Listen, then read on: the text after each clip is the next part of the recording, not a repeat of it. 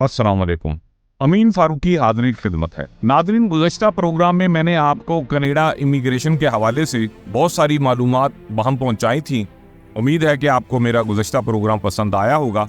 आज मैं उन नौजवानों को जो पाकिस्तान में इस वक्त क़याम पज़ीर हैं और वो ये चाहते हैं वो किसी तरह भी कनाडा वगैरह में इमिग्रेशन ले ले और आगे चल के उनका वहाँ कनाडा में जब वो पहुँच जाएँ तो आगे चल के भी उनको कोई अच्छा मुस्तकबिल मिल जाए, तो उसका क्या तरीक़ेकार है वो आज आपको मैं इस वीडियो में बताऊंगा। तो आपसे मेरी ये गुजारिश है कि मेरे इस चैनल को सब्सक्राइब कीजिए, वीडियो को लाइक शेयर और एंड तक देखिए। जी, मुख्तलिफ यंगस्टर जो इस वक्त पाकिस्तान में मौजूद हैं वो ये चाहते हैं कि हम परमानेंट तौर पे पाकिस्तान से बाहर, जैसे फ़र्ज़ किया कनाडा वगैरह है, तो यहाँ पे हम सेटल हो जाएं। तो मुझे जो समझ यहाँ पे आई है उसमें सबसे अच्छा ये है कि स्टूडेंट्स के लिए, वो स्टूडेंट्स जो इस वक्त पाकिस्तान में हैं वो कैनेडियन यूनिवर्सिटीज़ या यहाँ के जो स्कूल्स कॉलेजेस हैं उनका क्राइटेरिया मीट करते हैं, उनकी रिक्वायरमेंट्स को वो फुलफ़िल करते हैं, तो और यहाँ पे उनका अगर एडमिशन हो जाता तो उससे बेस्ट कोई चीज़ नहीं है। इसी सिलसिले में मैंने दुनिया की टॉप 10 यूनिवर्सिटीज़ में से एक यूनिवर्सिटी जो कनाडा की नंबर 1 यूनिवर्सिटी है, यूनिवर्सिटी ऑफ टोरंटो, उसका भी विज़िट किया और आज मैं उसी में यूनिवर्सिटी ऑफ टोरंटो में इस वक्त मौजूद हूँ। मैं कोशिश करूँगा कि यहाँ पे किसी स्टूडेंट से जो यहाँ पे तालीम हासिल कर रहा हो उससे आपकी मुलाकात करवाऊँ और वो उनसे भी कोई ज़रूरी मालूमात जो हो सके वो आप तक बहम पहुँचाऊँ।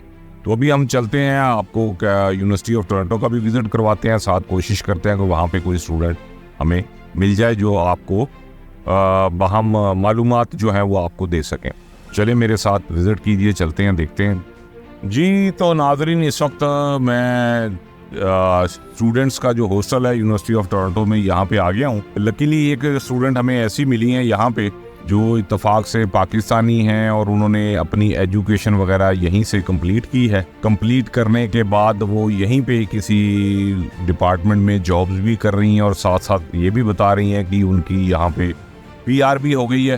तो उनसे हम पूछते हैं कि जी उनकी PR किस तरह हुई और किस तरह वो यहाँ पे आई, तो सारी चीज़ें उनसे पूछते हैं ताकि जो पाकिस्तान में स्टूडेंट्स हैं या आना चाह रहे हैं यहाँ पे या वहाँ पे मुख्तलिफ यूनिवर्सिटीज़ में है, वो स्विच करना चाह रहे हैं किसी अच्छी यूनिवर्सिटी में, वो यहाँ पे आ जाएं और अपना बेहतर मुस्तकबिल कर सकें। तो मुझे तो ये अच्छी बात इनकी लगी और इन्होंने जो टिप्स वगैरह मुझे बताई हैं वो बड़ी अच्छी मुझे लगी, तो आपकी भी इनसे मुलाकात करवाता हूँ। चलें जी, आए मेरे साथ चलते हैं, इनके पास इनसे बात करते हैं। वालेकुम अस्सलाम। ये आप बताएं, आप पाकिस्तान से आपका ताल्लुक है, जैसे भी आपने टीचर पहले और यहाँ पे आप स्टूडेंट एडमिशन लिया। सबसे पहले तो मुझे ये बताएं कि पाकिस्तान में आपने क्या सी क्वालिफिकेशन हासिल की थी जो हासिल करने के बाद फिर आपको यहाँ पे? पाकिस्तान से मैंने A-levels किया था लाइसेंस से और मैंने अकाउंटिंग और फाइनेंस रिलेटेड सब्जेक्ट्स वहाँ पढ़े थे और उसके बाद मैंने अपना बैचलर ऑफ कॉमर्स फाइनेंस में ही UFT से किया है मुकम्मल। और एप्लीकेशन प्रोसेस बहुत सिंपल होता है, अगर आप उसके बारे में जानना चाहेंगे तो। सितंबर में जो एडमिशन शुरू होते हैं उनकी एप्लीकेशन उससे पहले वाले साल में अक्टूबर की डेडलाइन के हिसाब से जाती हैं, क्योंकि इंटरनेशनल स्टूडेंट्स के एडमिशन में बहुत टाइम लगता है। अक्टूबर में आपको अपना पूरा एप्लीकेशन का पैकेज बनाना होता है जिसमें आपके रिजल्ट, आपके इंग्लिश का स्कोर, आपकी सारे एसेज और हर एक चीज़ का आप एक पैकेज बना के आप सबमिट करते हैं। यहाँ पे एक वेबसाइट है, ओंटारियो में ये यूनिवर्सिटी है, तो यहाँ पे ओंटारियो OUAC के नाम से एक वेबसाइट है जहाँ पे आप ओंटारियो के अंदर 5 यूनिवर्सिटीज में अप्लाई कर सकते हैं। उस पर एक लिमिट होती है। आप उस एप्लीकेशन उस वेबसाइट पे अप्लाई करते हैं और जिस यूनिवर्सिटी से आपको कोई ऑफर आनी होती है वो उस वेबसाइट के जरिए आपको पता चल जाती है। यहाँ पे यूनिवर्सिटीज में कम ही ऐसा होता है कि वो आपको इंटरव्यू करें। मास्टर्स लेवल पे इंटरव्यूज होते हैं, बैचलर्स लेवल पे नहीं होते। जब आपकी एप्लीकेशन एक्सेप्ट हो जाती है तो फिर आपका वो वीज़ा डॉक्यूमेंट इशू करते हैं, आपका ऑफर लेटर आपके घर पे आपको दिया जाता है मेल में, और फिर आप अपने वीज़ा के लिए अप्लाई करते हैं।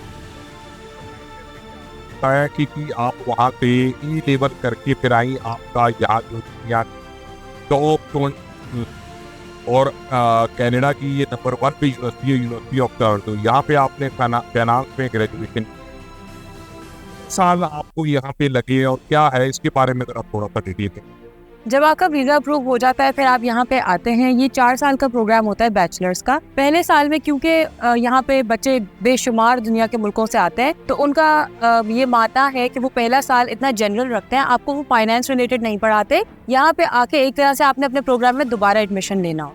आपका पहला साल वो आपको जनरल कोर्सेज में टेस्ट करते हैं और अगर आपकी वहाँ पे स्कोरिंग अच्छी होती है, क्योंकि आपके यहाँ पे चाइनीज स्टूडेंट्स, इंडियन स्टूडेंट्स, दुनिया भर के स्टूडेंट्स होते हैं, डिफरेंट सिस्टम्स में वो पढ़ के आए हुए होते हैं, उन्होंने ये लेवल्स नहीं किया हुआ, तो वो आपको पहले साल टेस्ट करते हैं। अगर आपका स्कोर एक सर्टेन लेवल पे होता है एंड इट्स वेरी कम्पिटिटिव, तो फिर वो आपको आपके प्रोग्राम में दोबारा एडमिट करते हैं और फिर मजीद आपकी 3 साल की पढ़ाई बचती है, जो कि उसमें फिर वो आपको अकाउंटिंग के, फाइनेंस के रेलेवेंट कोर्सेज पढ़ाते हैं। पहला साल इज़ मोर जनरल और फिर पहले साल में क्लासेस जो होती हैं उनमें 300 की तादाद में स्टूडेंट्स होते हैं और जैसे जैसे आपका साल आगे बढ़ता जाता है आपकी क्लासेस मजीद छोटी होती जाती हैं और कोर्सेज और कॉम्प्रहेंसिव और डायरेक्ट होते जाते हैं। जी मिस, तो यूनिवर्सिटी में जब स्टूडेंट्स एडमिशन ले लेते हैं तो यहाँ पे क्या क्या स्टूडेंट्स को फैसिलिटीज जो है वो प्रोवाइड की जाती हैं यूनिवर्सिटी की तरफ से, वो ज़रा बताइएगा प्लीज़। जो यहाँ पे आते हैं उनको यहाँ पे रिहाइश भी ऑफर की जाती है। It comes at an additional cost, तो जिसमें उनकी रिहाइश, उनका खाना पीना कैंपस पे ही मैसर किया जाता है। हलाल ऑप्शंस भी अवेलेबल हैं मुसलमानों के लिए। यहाँ पे प्रेयर रूम्स भी होते हैं बिल्डिंग्स में बने हुए, जिनको नमाज पढ़नी है उनके लिए। जिम के फैसिलिटीज़ भी अवेलेबल हैं। यहाँ पे लाइब्रेरी होती है जो कि एग्जाम के टाइम पे 24/7 खुल जाती है। बहुत यहाँ पे बड़े बड़े क्लासरूम्स हैं, डिफरेंट किस्म की बिल्डिंग्स हैं। यहाँ पे जो फाइनेंस के स्टूडेंट्स हैं स्पेसिफिकली उनका एक फाइनेंस लैब भी होता है जहाँ फाइनेंस रिलेटेड सॉफ्टवेयर जो है वो बच्चों को सिखाए जाते हैं, उनकी मजीद आगे फ्यूचर की ट्रेनिंग। जी, अब आप मुझे ये बताइए स्टूडेंट्स जो पाकिस्तान में, उनकी अवेयरनेस के लिए कि जैसे यहाँ पे कोई स्टूडेंट्स आता है पाकिस्तान से, वो अपने 4 ईयर्स जिस तरह आपने कंप्लीट किए, इस तरह वो अपनी एजुकेशन फाइनेंस में या दूसरे जो भी सब्जेक्ट्स यहाँ पे हैं उसमें कंप्लीट कर लेते, तो उसके बाद फिर फर्दर उनके पास क्या ऑप्शन होता है? क्या वो कर सकते हैं यहाँ पे रहने के लिए या यहाँ की नेशनैलिटी लेने के लिए या यहाँ पे इमिग्रेशन वगैरह के लिए? वो ज़रा उस पर ज़रा थोड़ी सी रोशनी डालिए। यूएफटी का नाम जो है वो दुनिया में 19वें नंबर पे आता है और उसका एक रीज़न है क्योंकि यहाँ पे वो स्टूडेंट्स को ऐसे नेटवर्किंग अपॉर्चुनिटीज़ ऑफर करते हैं जिसमें वो इंडस्ट्री के प्रोफेशनल से जाके उनसे सवालात करते हैं, उनसे मालूमात हासिल करते हैं कि उनको आगे जॉब मिलने में क्या क्या स्किल्स रिक्वायर्ड होंगे। तो आए दिन हमारे जो है वो नेटवर्किंग इवेंट्स होते थे जिसमें प्रोफेशनल्स जो यूएफटी के अपने ग्रेजुएट्स होते थे, जो टीडी बैंक्स और डिफरेंट बैंक से यहाँ पे आते थे और स्टूडेंट्स को उनसे बात करने का मौका मिलता था, अपना नाम आगे पहुँचाने का मौका मिलता था। उसके अलावा यहाँ पे आखिरी साल में जो है ऑप्शन होता है कि आप एक इंटर्नशिप कर लें जिसमें वो नंबर ऑफ़ फर्म्स उनके पास होते हैं जिसमें से आप अपनी पसंद की फर्म में जाके अपना इंटरेस्ट शो करते हैं और आप इंटरव्यू और आपकी मेरिट के अकॉर्डिंगली वो डिसाइड करते हैं कि वो आपको इंटर्नशिप ऑफर करेंगे या नहीं। और उस इंटर्नशिप को करने के बदले में वो आपको एक पूरा 1 फुल ईयर का कोर्स का क्रेडिट दे देते हैं जिसमें आपको कोर्स नहीं करना पड़ता। That internship counts towards your credit hours. तो ये फैसिलिटीज़ अवेलेबल होने के बावजूद यहाँ पे जॉब्स के लिए आपको लिंक्डइन की प्रोफाइल बनाना सिखाते हैं, अपनी रेज्यूमे CV अपडेट करना सिखाते हैं। तो यहाँ पे पढ़ाई जो है वो क्लासरूम के हद तक जो है महदूद नहीं है। आपको मज़ीद दुनिया में किस तरह से आगे चलना है, अपने आप को किस तरह कैरी करना है, बात करने का क्या तरीका है। इनफैक्ट एक बड़ी इंटरेस्टिंग मेरी एक इवेंट होता था जहाँ पे आपको बिजनेस में डाइनिंग के एटिकेट सिखाते थे कि अपनी प्रोफेशनल सेटिंग में बैठ के खाना जिस तरह सिखाएं। तो ये सारी ट्रेनिंग आपको on top of your school work जो है अवेलेबल होती है। Now it's totally up to the student कि वेदर और नॉट आप इन चीज़ों का फ़ायदा लेते हैं या नहीं। ये चीज़ें आपके यूनिवर्सिटी की बाद वाली लाइफ में आपको जॉब हासिल करने में बेतहाशा मदद आपकी करें। अच्छा, दूसरा मुझे ये बताएं कि जैसे यहाँ से आपने इंटर्नशिप भी कर लिया तो उसके बाद फिर फर्दर क्या ऑप्शन है कि यहाँ की PR वगैरह लेने के लिए या यहाँ में जॉब, जैसे आपने बताया कि जी आपने फाइनेंस में यहाँ से ग्रेजुएशन किया था, तो उसके बाद क्या है यहाँ पे कोई जॉब्स अपॉर्चुनिटी या PR की अपॉर्चुनिटीज़ वगैरह है? ज़रा इसको भी बताइए थोड़ा सा। जी, कनाडा में स्टूडेंट्स जो PR हासिल करना चाहते हैं उनकी एक रिक्वायरमेंट है कि आपकी मिनिमम 3 to 4 ईयर्स का आपका स्कूल पीरियड जो है वो कंप्लीट हुआ हो और उसके अलावा वो पूरा 1 साल का आपका प्रोफेशनल जॉब का एक्सपीरियंस डिमांड करते हैं। जब मैं ग्रेजुएट हुई थी तो उस टाइम पे यहाँ पे कंपेटिटिव जॉब्स के लिए यही होता है, बिफोर ग्रेजुएशन आप अप्लाई करना शुरू करते हैं 3-4 महीने पहले और वो फिर इंटरव्यू प्रोसेस होता है, इसमें 2 राउंड्स ऑफ इंटरव्यूज़ होते हैं, फिर आपको इवेंचुअली आपके मतलब की जॉब मिलती है। और ग्रेजुएट होते ही फिर मैंने यहाँ पे बैंक में काम करना शुरू कर दिया था एट एन एंट्री लेवल।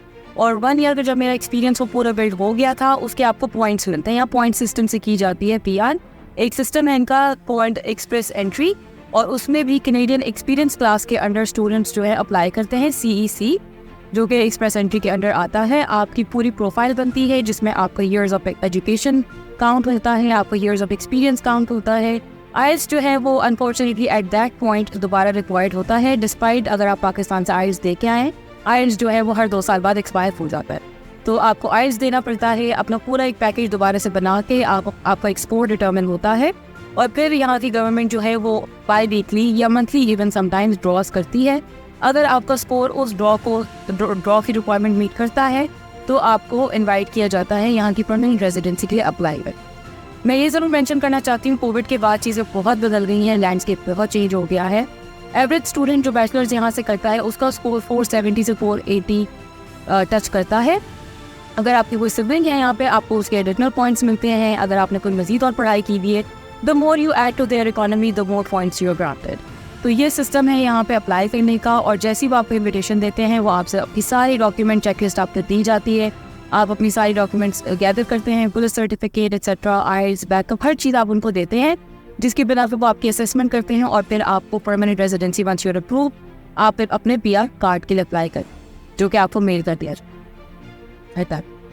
तो उस PR कार्ड के बाद फिर जो है मकसद ये कि आप अपने माँ बाप को भी, जब आपको नेशनलिटी यहाँ की मिल जाती है, तो अपने पेरेंट्स को भी फिर वो आप स्पॉन्सर कर सकती हैं। ये भी मैंने सुना है, इस किस्म का भी कोई पेरेंट्स स्पॉन्सरशिप के भी यहाँ पे ड्रॉज होते हैं। बहुत लैंडस्केप अब बदल गया है, इट्स नॉट सो ईजी। वो वाले ड्रॉज अभी फिलहाल गवर्नमेंट ने यहाँ पे पॉज किए हुए हैं, जिनके जरिए आप अपने पेरेंट्स को यहाँ बुला सकते हैं। You have to have an income of certain level, I think it's about $60,000 annually आपको कमाना होता है in order to sponsor anyone. और कनाडा में स्पॉन्सरशिप में खाली पेरेंट्स ही आप कर सकते हैं, वरना या फिर सिबलिंग्स अंडर 18, एनीवन ओवर 18 आप नहीं कर पाते। लेकिन पेरेंट्स की sponsorship it's a little tough right now, but there is an option, there are ways around it. अच्छा, दूसरा मेरा मिस ये एक बड़ा अजीब सा क्वेश्चन है, लेकिन ज़ाहिर है पब्लिक की अवेयरनेस के लिए मैं ये भी कहूँगा कि आपने बताया कि जैसे 60,000 पर ईयर आपकी इनकम अगर हो तो आप अपने पेरेंट्स को भी। अब जैसे यूनिवर्सिटी ऑफ टोरंटो से या इसी लेवल की कोई यूनिवर्सिटी से या इंसान ग्रेजुएट अगर कोई बच्चा स्टूडेंट यहाँ पे करता है और उसके बाद फिर उसको वो PR की तरफ वो ऑप्शन लेता है कि मुझे PR यहाँ पे लेनी है, तो उसके लिए क्या यहाँ पे जो जॉब्स वगैरह मिलती है वो 60,000 कैनेडियन डॉलर पर ईयर से ज़्यादा की मिलती, कम की तो नहीं है? कि ऐसा ऑप्शन तो नहीं है कि इससे कम की हो? और वो क्या मकसद यहाँ पे क्या इस वक्त रेशियो चल रही, क्या यहाँ पे प्रॉब्लम्स हैं या इजीली मिल जाती हैं ऐसे स्टूडेंट्स को जो जिनके पास कोई स्किल डेवलपमेंट या स्किल डिग्रीज वगैरह हो? देखिए, जैसे मैंने शुरू में बात की थी कि ये यूनिवर्सिटी आपको पढ़ाई भी ऑफर करती है, आपको दूसरी अपॉर्चुनिटीज़ भी देती है। अब ये टोटली आपके ऊपर है कि आप उसका कितना फ़ायदा उठा सकते हैं। अगर आप यहाँ आएंगे 4 साल किताबों में आपके सर होगा और उसके अलावा आप कुछ भी नहीं कर रहे हैं, तो आप सिर्फ एक डिग्री के साथ ग्रेजुएट हो रहे हैं, ना आपने कोई अपने प्रोफेशनल डेवलपमेंट की, ना आपने कोई एक्स्ट्रा स्किल्स डेवलप की जो आपको लॉन्ग टर्म में काम आते हैं। तो फिर आपका एक स्ट्रगल बनता है इस कंट्री में, जो कि गारंटीड आपको करना पड़े। हाउएवर, लेकिन अगर आपने नेटवर्क अपना अच्छा डेवलप कर लिया, आपकी प्रोफेशनल लोगों में उठना बैठना जान पहचान के है, कोई आपके लिए वाउच कर सकता है, आपके लिए कहीं अप्लाई करने में आपको हेल्प कर सकता है। रेफरल्स का यहाँ बहुत कल्चर है। इनफैक्ट यहाँ पे अब मज़े की बात बताऊँ, अमेरिका में भी ऐसा है कि जब कोई प्रोफेशनल किसी को रेफ़र करता है और वो इंडिविजुअल हायर हो जाए, तो जिस प्रोफेशनल ने रेफ़र किया उसको बोनस मिलता है सिर्फ रेफ़र करने का किसी, और वो बोनस एक अच्छी खासी अमाउंट है। तो ऐसा नहीं है कि यहाँ पे अगर आप किसी के पास जाकर मदद मांगे तो वो नहीं करेगा, उनका अपना भी सेल्फ ड्रिवन मोटिव होता है उसमें। बात सारी यहाँ आ जाती है कि आपने कितनी मेहनत की अपने आप को कुछ बनाने में। यहाँ पे जो बच्चा पढ़ाई कर रहा है और जो बच्चा एक्स्ट्रा करिकुलर एक्टिविटीज़ में भी उतना ही इन्वॉल्व है, दोनों की शख्सियत और पर्सनैलिटी में बहुत फ़र्क होता है। जॉब्स के हवाले से यहाँ पे 60,000 एक एवरेज अमाउंट है, जो कि ग्रेजुएट्स को अमूमन मिल जाता है। कम भी मिलता है, ज़्यादा भी मिलता है। IT के ग्रेजुएट्स ऑफ कोर्स पूरी दुनिया में मशहूर है कि उनकी तनख्वाहें जनरली ज़्यादा ही हो। प्रोग्राम्स यहाँ पे UofT का फाइनेंस बहुत स्ट्रॉन्ग है। यहाँ पे इंजीनियरिंग बहुत ज़्यादा प्रेफर की जाती है। कंप्यूटर साइंस के प्रोग्राम जो हैं वो टॉप नॉच हैं, जिनमें लोग आके यहाँ पे एडमिशन्स लेते हैं। Biomedical engineering is another one of them. तो UofT के तो प्रोग्राम्स के मैं बेशुमार नाम ले सकती हूँ, यहाँ बैठ के एक से एक टॉप पे ही जाएंगे। जी शुक्रिया मिस, बहुत बहुत आपका। आपने अपने कीमती वक्त में से आज हमें वक्त निकाला और लकीली हम भी इस यूनिवर्सिटी में आए तो हमें भी आपसे मुलाकात हो गई। बहुत सारी मालूमात जो है वो नाजरीन तक पहुंच गई। आपका बहुत बहुत शुक्रिया।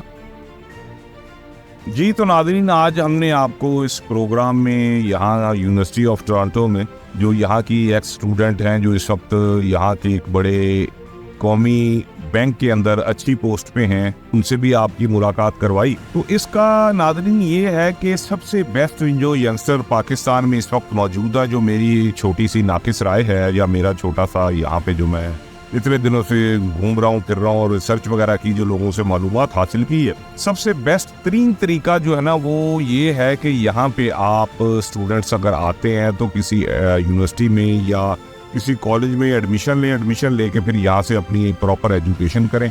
एजुकेशन लेने के बाद फिर जो है आप यहाँ पीआर की तरफ जाएं और पीआर के बाद फिर अपने प्रोफेशन से रिलेटेड ही जॉब की तलाश करें, जो कि इजीली मिल जाती है एज़ कम्पेयर टू अदर जो मैंने बताया था अनस्किल्ड लोगों के लिए।